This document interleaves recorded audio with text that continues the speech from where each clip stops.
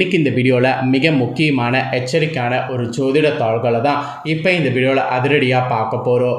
ஜோதிட தாள்களை அதிரடியாக பார்க்குறதுக்கு முன்னாடி எதை பற்றிய தாள்களை பார்க்க போகிறோங்கிறத இன்ட்ரோ மூலிமா ஷேர் பண்ணுறேன். எதை பற்றிய தாள்களை பார்க்க போகிறோங்கிறத இன்ட்ரோ மூலிமா ஃபஸ்ட்டு தெரிஞ்சுக்குங்க. தற்போது 2025 ஆண்டு நடந்துட்டுருக்கு. இந்த ஆண்டில் தற்போது 5வது மாதமான மே மாதமானது பிறந்து நடந்துட்டுருக்கு. ஆண்டு பிறந்ததே தெரியல, டக்குன்னு 4 மாதம் ஓடிடுச்சு. எதுக்காகவும் மாதம் நாட்கள் நிற்காதுங்கிறதுக்கேற்ப 4 மாதம் முடிந்து 5வது மாதம் ஸ்டார்ட் ஆயிடுச்சு. இந்த 5வது மாதமும் பரபரப்பாக தான் போக போகுது. காரணம் என்னென்னா, 5வது மாதம் அமைந்த கிரகநிலைகளும் கிரக மாற்றங்களும் தான். கிரகநிலைகள் கிரக மாற்றங்கள் இதெல்லாம் ஒவ்வொரு ராசிக்காரங்களுக்கும் ஒவ்வொரு வகையில் தலையெழுத்தை மாற்றும். அப்படி மாற்றக்கூடிய தலையெழுத்தை அந்தந்த ராசிக்காரங்க தெரிஞ்சு பலனடையணுங்கிறதுனால ஒவ்வொரு ராசிக்கும் என்ன தலையெழுத்து மாறும் அப்படிங்கிறத ஷேர் பண்ணிகிட்ருக்கேன். அதில் இன்றைக்கி இந்த வீடியோவில் கன்னி ராசிக்கார நேயர்களுக்கு ஷேர் பண்ண போகிறேன். கன்னி ராசியில் பிறந்த நேயர்கள் உங்களோட ராசிக்கு இந்த மே மாதம் என்ன மாதிரி தலையெழுத்து மாறுங்கிறது தெரிஞ்சுக்குங்க. கிரகநிலைகளுடைய சேர்க்கை மாற்றங்களால் உங்களோட ராசிக்கு மே மாதம் அதிர்ஷ்டமாக ஆபத்தாங்கிறத புள்ளி விவரத்தோடு ஷேர் பண்ண போகிறேன். புள்ளி விவரத்தோடு உங்களோட ராசிக்கு என்ன நடக்குங்கிறத தெரிஞ்சு அதற்கேற்ப மே மாதம் நடந்து பயன்பெறுங்க. ஆக்சுவலி சிவன்மலை உத்தரவு பெட்டியில் உத்தரவு முருகன் கொடுப்பார். அந்த உத்தரவு சமுதாயத்தில் பெரிய தாக்கத்தை ஏற்படுத்தும். அது எப்படி உண்மையாக தாக்கத்தை ஏற்படுத்துமோ அதே போல் கிரகநிலைகளுடைய அமைப்பு மாற்றங்கள் காரணமாக உங்களோட ராசிக்கும் தாக்கமானது ஏற்படும். அதனால் அது என்ன தாக்கம் அப்படிங்கிறத தெரிஞ்சு அதற்கேற்ப நடந்து பயனடையணும். அதுதான் நம்மளுடைய முதல் வேலை. ஸோ அந்த வேலைக்காக இந்த ஒரு வீடியோவை ஸ்கிப் பண்ணாமல் ஃபுல்லாக பாருங்கள். அப்போ தான் நான் என்ன சொல்ல வரேன், ஏது சொல்ல வரேன் அப்படிங்கிறத தெளிவாக இந்த வீடியோவில் தெரிஞ்சுக்க முடியும். அதற்கேற்ப நடந்து பயனும் அடைய முடியும்.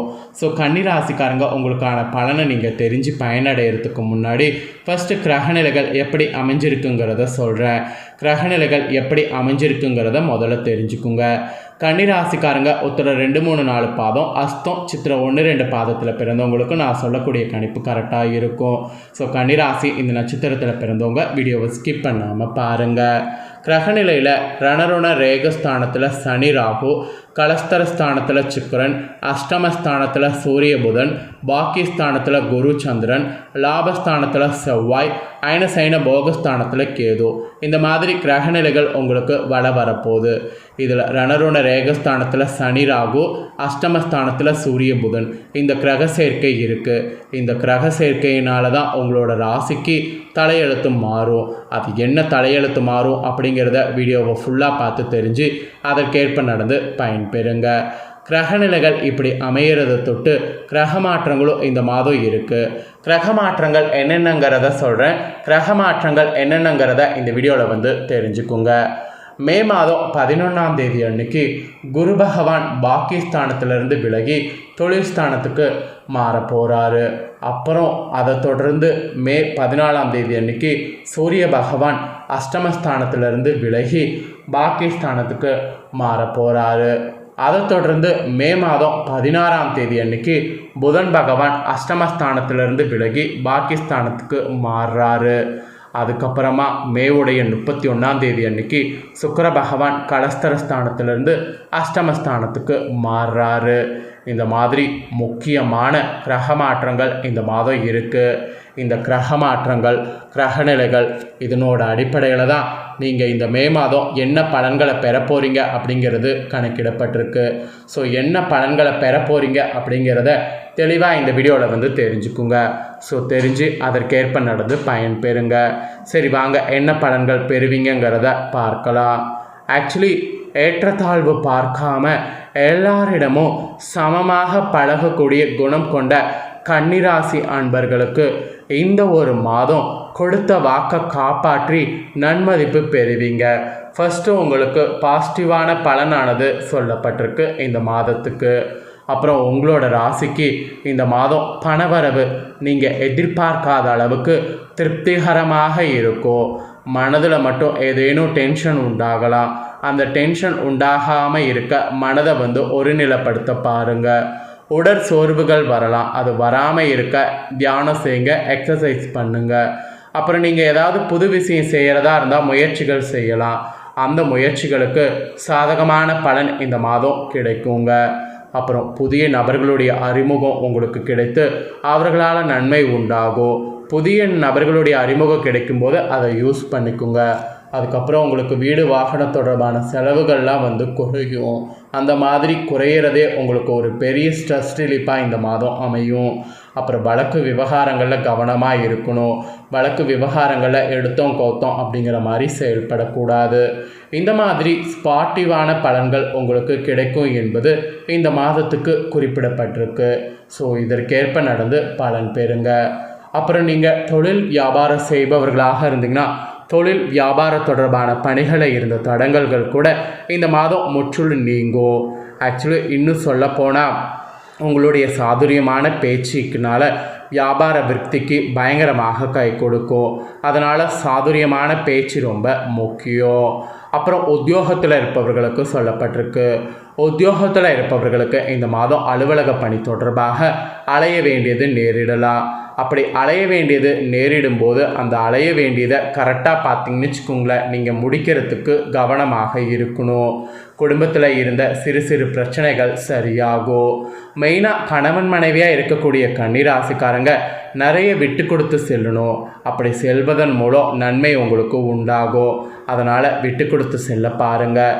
இது கன்னிராசிக்காரங்களுக்கு ஒரு எச்சரிக்கையாக சொல்லப்பட்டிருக்கு. அப்புறம் பிள்ளைகள் வகையில் தேவையை பூர்த்தி செய்ய முற்படணும். அப்படி நீங்கள் முற்பட்டிங்கன்னா தான் அவங்க உங்களை புரிஞ்சுக்குவாங்க. உறவினர்களுடைய வருகை இந்த மாதம் இருக்கும். ஸோ அவங்களெல்லாம் கொஞ்சம் நீங்கள் பார்த்து தான் ஆகணும். அப்புறம் பெண்களாக இருக்கக்கூடிய கன்னிராசிக்காரங்களுக்கு எடுத்த காரியங்கள் சிறப்பாக செய்து முடிக்கிறதுக்கு ஆற்றல் கிடைக்கும். எல்லாத்துக்கும் மேலே பணவரவு எதிர்பார்த்தபடி இருக்கும்.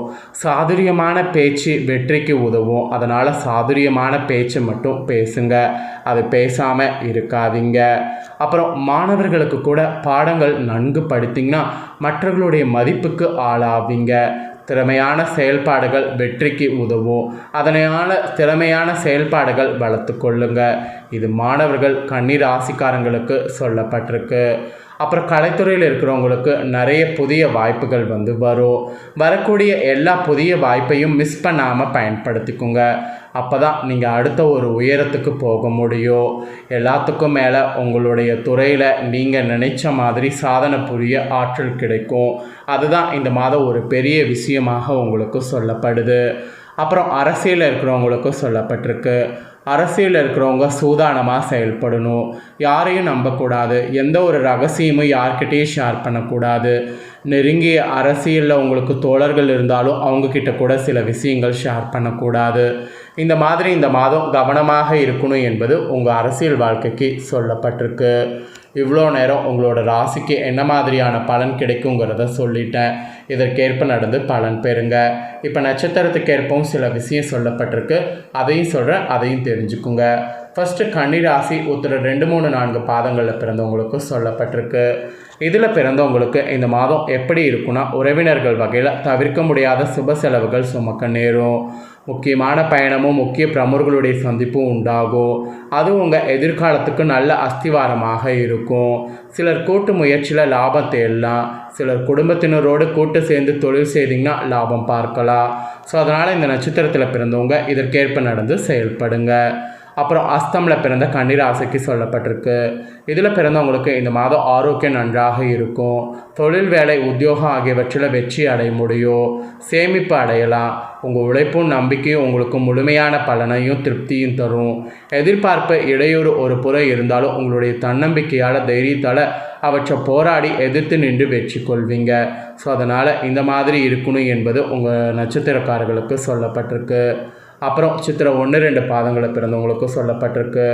இதில் பிறந்தவங்களுக்கு இந்த மாதம் கடமைகளை காப்பாற்றணும். பொருளாதாரத்தில் பிரச்சனை இருக்காது. இருந்தாலும் பார்த்தீங்கன்னு வச்சுக்கோங்களேன், பொருளாதாரத்தில் அவசர முடிவுகள் மட்டும் எடுக்கக்கூடாது. வைத்திய செலவு, வீண் விரய செலவும் தவிர்க்க முடியாததாக இருக்கும். அதனால் சில சமயம் விரக்தி ஏற்படலாம். ஜாதக தசபக்தியை அனுசரித்து தேவையான பரிகாரங்களை இந்த மாதம் செய்து கொள்வதால் மனதில் ஒரு வகையான ஆறுதலும் நம்பிக்கையும் உண்டாகும். அதை முதல்ல செய்யுங்க. தொழில் வியாபாரம் உத்தியோகத்தில் பிரச்சனை இருக்காது.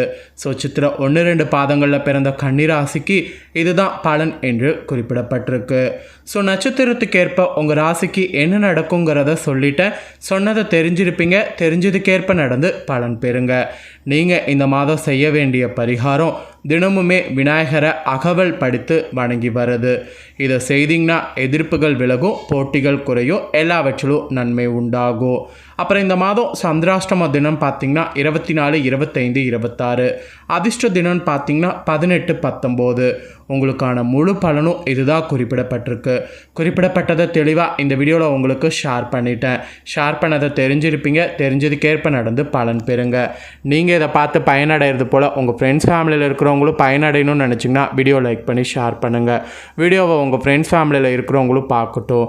நெக்ஸ்ட் இதே போல் வேறொரு வீடியோவில் சந்திக்கிறேன். மறக்காமல் சப்ஸ்கிரைப் பண்ணி சப்போர்ட் பண்ணுங்கள். நன்றி.